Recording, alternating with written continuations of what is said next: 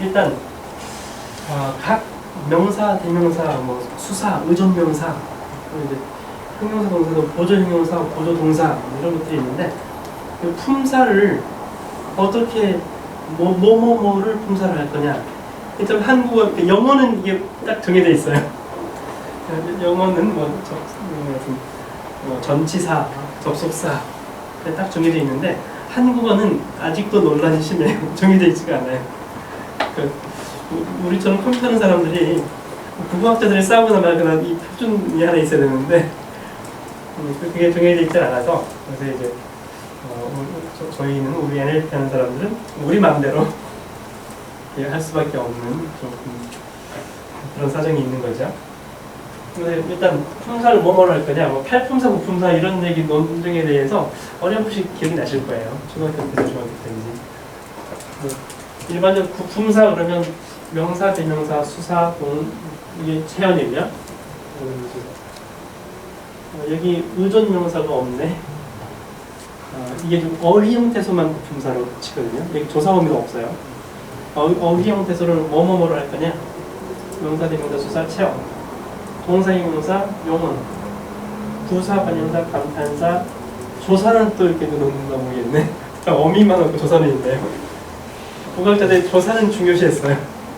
그래서 부품사 안에 넣어줬고요.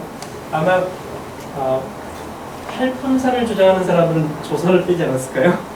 조사를 왜 그냥 넣었냐고 이러면서.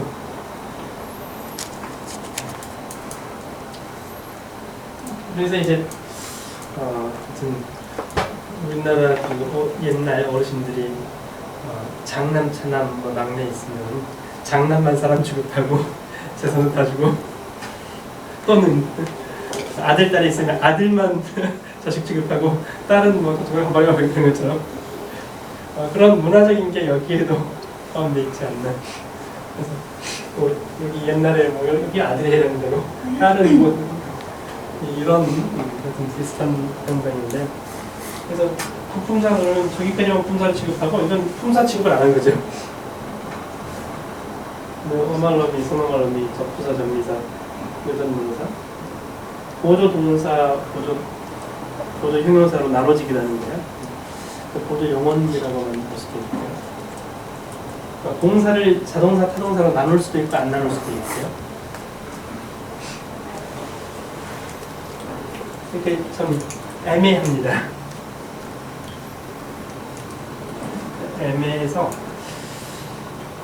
그래서 이제 형태소속계를 만드시는 분마다 세종 말문 형태소속계를 쓰느냐, 또 이제 다른 고대나 포항대, 카이스 이런 데서 만드는 것들에 따라 이 품사가 다 다릅니다. 모두 다 같은 데가 하나도 없어요. 그래서 이제 그런 차이점들을 말씀드리려고 하려고요. 저 같은 경우에는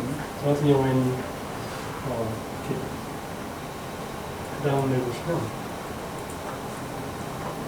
3분법이 5분법이라는 게 있습니다. 아까 팔품사, 부품사는 건 원래 국어학자들이 실제 말씀하신 부분이고, 어휘 형태소를 3가지로 할 거냐, 5가지로 할 거냐, 3분법은 제가 그냥 내 마음대로 붙인 용어인데요. 어휘 형태소는 3가지로만 하자. 체언, 용언, 기타. 저는 순수하게 다른 의미는 없어요. 형태소 분석의 관점에서 형태소 분석할 때는 저렇게 하는 게 편하더라는 거죠.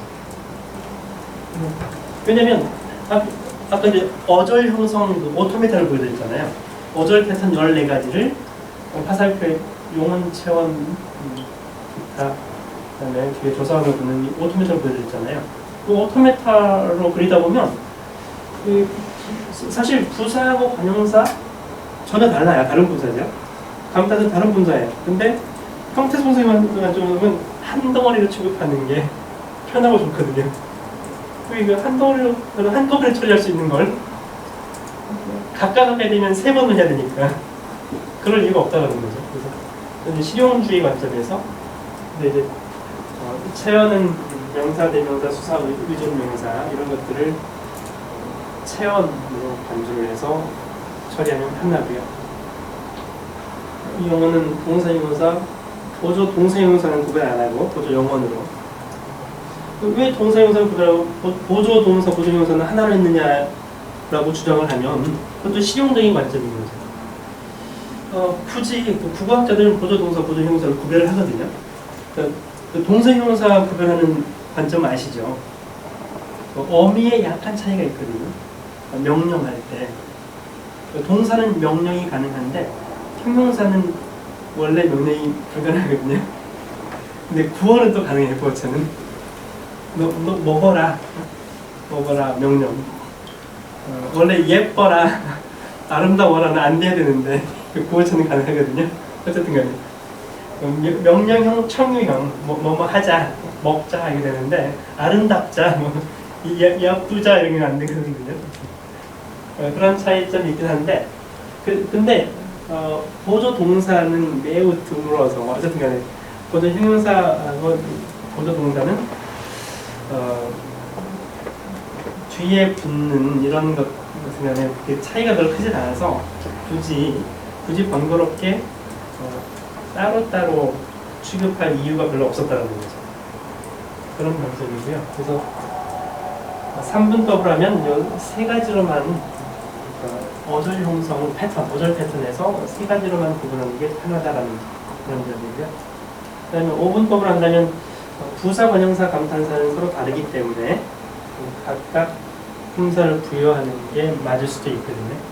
이제 그 부분을 나누는 게 5분법이라고 얘기하는 거죠.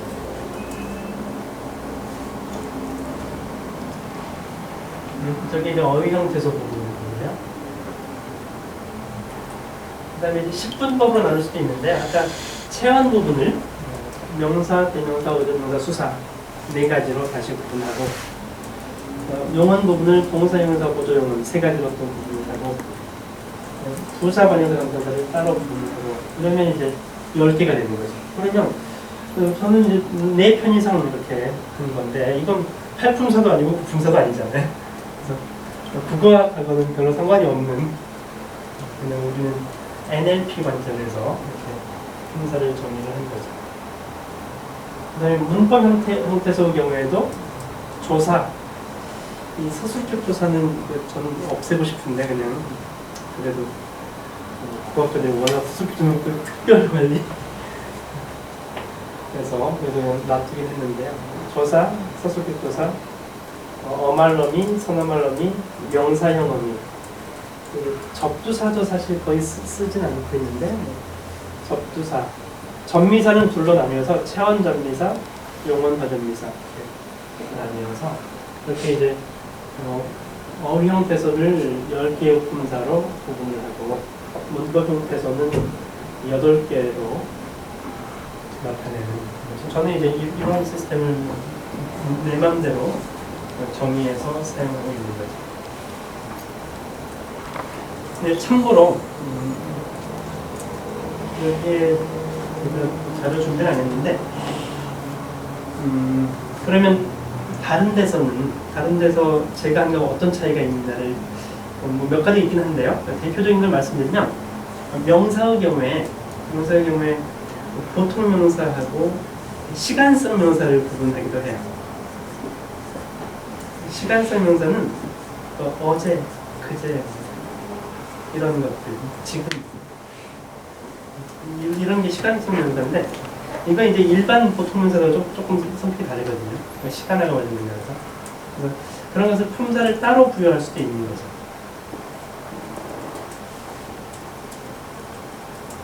그 사용자를 네.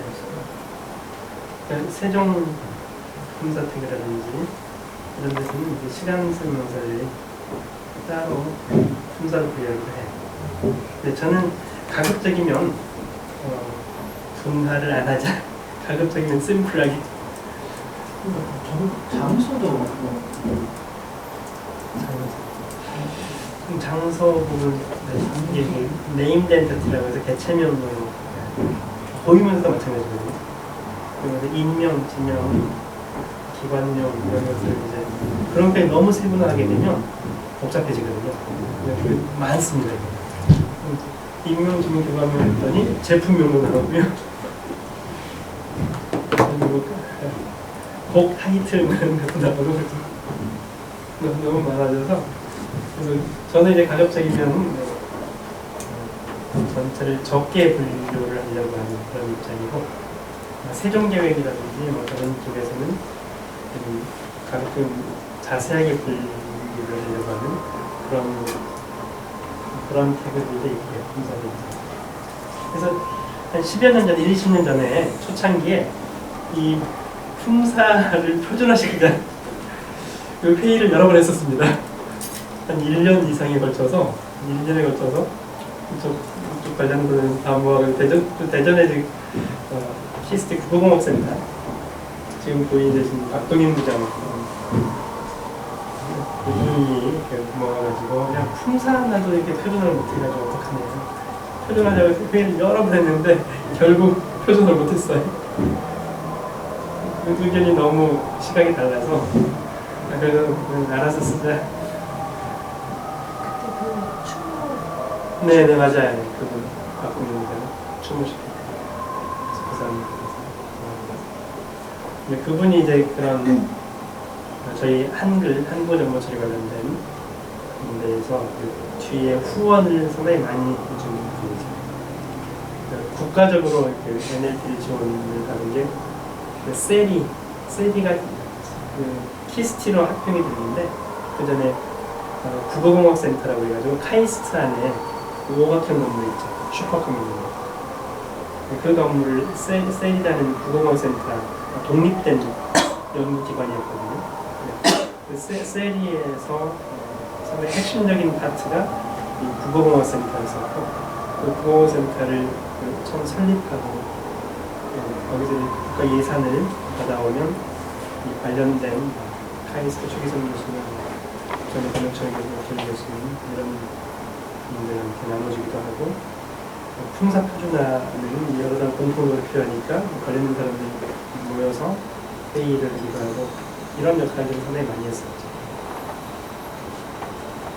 어쨌든 한국어는 그래서 품사 표준화가 아직도 안 돼 있고요. 근데 이제 세종 말문치를 사용하려면 어쩔 수 없이 세종 말문치에서 정의한 태그셋을 사용할 수밖에 없어요. 그건 어쩔 수 없는. 네, 어쨌든 제가 볼 때는 이게 좀 가급적이면은 품사 세분화를 안 하는 게 더 바람직하다고 보고요.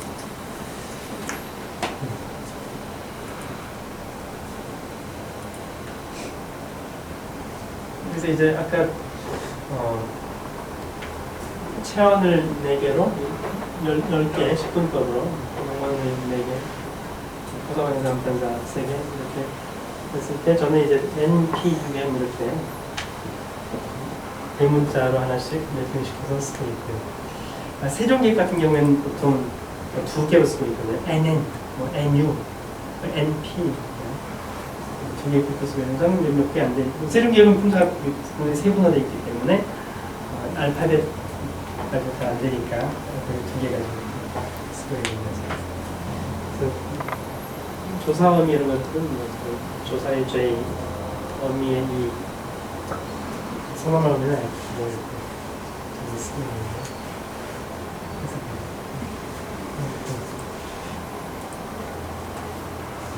이렇게 2개의 명사나에는 대명사나에는 저렇게 쓸 수도 있는 거죠.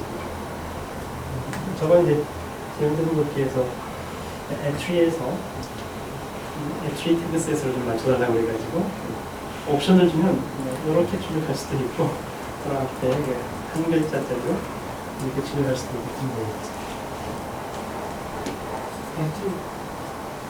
아닌 애트리는 지금 코난 김용삼 사장 그쪽 팀에서 일을 하다가 지금은 이제 한글만 하진 않는데 그 당시에 이제 애트리에서 공공센터는 주로 이렇게 하고 애트리 내부 필요에 의해서 그러니까 셀이는 자기네 필요가 아니라 전반적인 한국어에 관련된 연구자들이 하는 이런 관점에서 접근을 했었고요.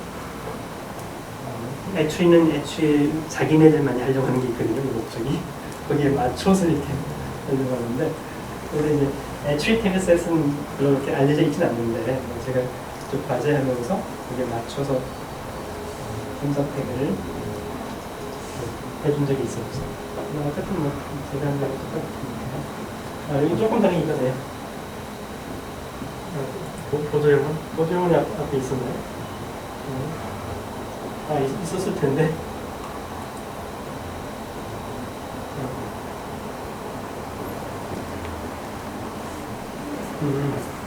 지금 사실 요게 필요 없어졌는데 전부 다 W로 이거 안 쓰고 있는데. 두 번째 페이지에 있는 게 엔트리에서 요구하는 요걸 하나로 합한 거네요. 이게 엔트리에서 요구하는 건 지금 의미는 없어요. 엔트리는 그냥 이렇게 쓴다. 내부적으로 뭐 그렇게 했었다 이런 얘기죠. 1, 2, 3 똑같은 거잖아요. 첫 번째 페이지. 한 문자 표현하잖아요. 저 표기법만 다른. 표기법만 좀 다르고. 그래서 사실 약간 다르긴 한데 거의 같죠. 이게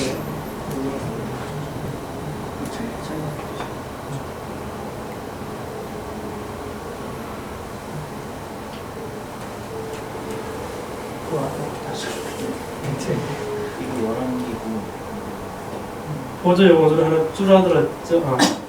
그러네. 여기가 이게 하나 해서 11개가 됐고요.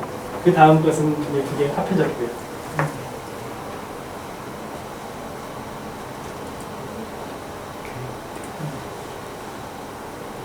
근데 보조 동사, 보조 형용사를 구분하면 일만 많고요.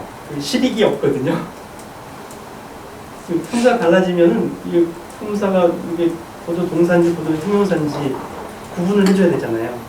예를 들어서 뭐뭐 하다가 붙어서 그 보조 동사 형용사 하다가 붙는 경우에도 동사성이 있고 형용사성이 있어요. 이걸 굳이 구분을 하게 되면 구분하는데 드는 노력에 비해서 별로 써먹을 데가 없는 거죠. 구분해서 어디다 쓰지? 그래서 이제 굳이 보조동사 보조형용사는 구분을 안 하고 여기는 보조용은 어차피 보조잖아요. 보조. 그렇게 활용하는 게 더 실용적이라는 거죠. 근데 서픽스 부분도 차이가 있나요? 이게 명사 뭐뭐들 학생들 같은 경우도 하다 되다 시키다 스럽다 여기는 구분을 했고요. 저쪽은 구분 안 했고 그런 차이가 있네요. 모두 다 그냥 전미사로 하자. 저는 용언어 전미사, 채언어 전미사는 서로 다르게 봐야 된다고 하는데 이게 관점에서 다른 거죠. 그럼 하자 말자.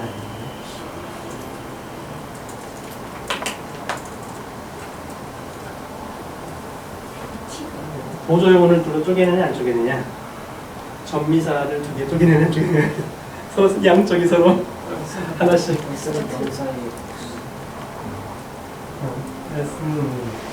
복수형이죠. 들, 등 이런 거. 아니 적화